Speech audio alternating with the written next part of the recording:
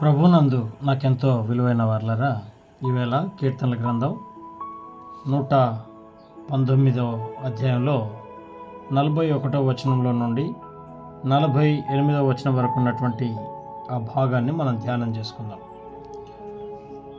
యెహోవా, నీ కనికరములు నా యొద్దకు రానిమ్ము, నీ మాట చొప్పున నీ రక్షణ రానిమ్ము. అప్పుడు నన్ను నిందించు వారికి నేను ఉత్తరమియ్యగలను. ఏలయనగా నీ మాట నమ్ముకొని ఉన్నాను. నా నోట నుండి సత్యవాక్యమును ఏమాత్రమును తీసివేయకము. నీ న్యాయవిధుల మీద నా ఆశ నిలిపియున్నాను. నిరంతరము నీ ధర్మశాస్త్రమును అనుసరించుదును.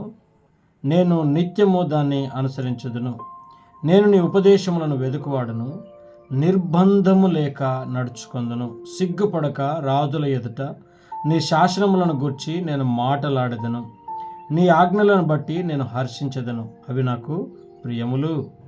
నాకు ప్రియముగానున్న నీ ఆజ్ఞల తట్టు నా చేతులు ఎత్తెదను. నీ కట్టడలను నేను ధ్యానించెదను. దేవుడి మాటల్ని మన వినికిడిలో విశేషంగా దీవించి ఆశీర్వదించి ఫలింపజేయనుగాక. ప్రియమైన దైవజనాంగమా, ఈరోజు మన పాఠ్యాంశము నిజమైన స్వేచ్ఛ. నిజమైన స్వేచ్ఛ.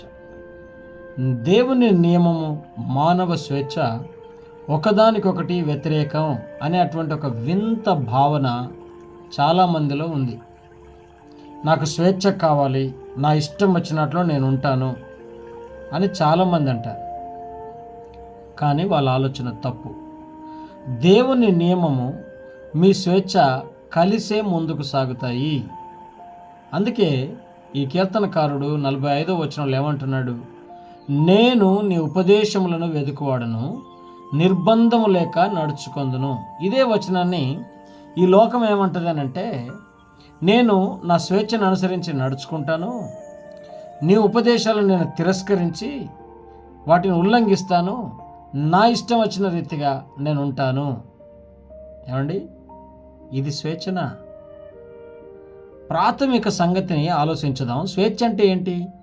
స్వేచ్ఛ అంటే మీకు ఇష్టం వచ్చినట్లు చేసుకుంటూ వెళ్ళడం అని అనుకుంటున్నారు.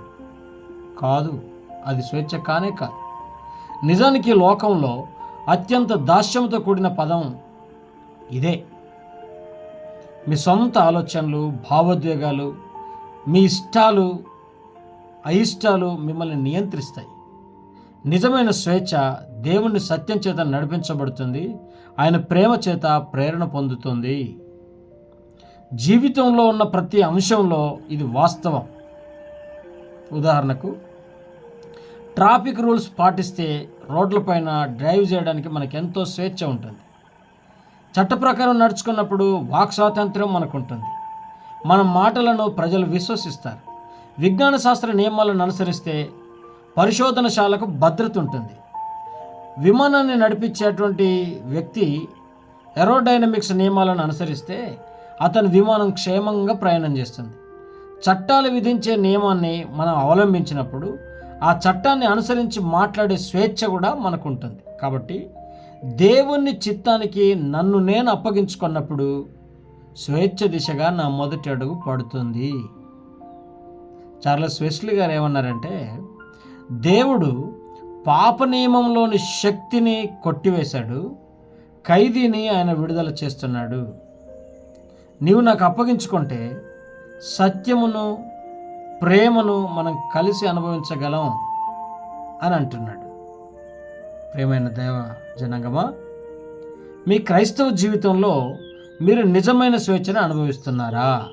లేనట్లయితే దేవుని చిత్తానికి అప్పగించుకోవడం ద్వారా మీరు నిజమైన స్వేచ్ఛను అనుభవించగలుగుతారు. తన చిత్తాన్ని గ్రహించినట్లు ఆయన తన వాక్యాన్ని మనకు అనుగ్రహించారు. కాబట్టి మనల్ని మనం ఆయనకు సమర్పించుకొని స్వేచ్ఛ దిశగా మనం మొదటి అడుగు ఈరోజే వేద్దామా? అలాంటి కృప దేవుడు మనకు అనుగ్రహించి ఉన్నతంగా దీవించి ఆశీర్వదించును గాక. ఆమేన్.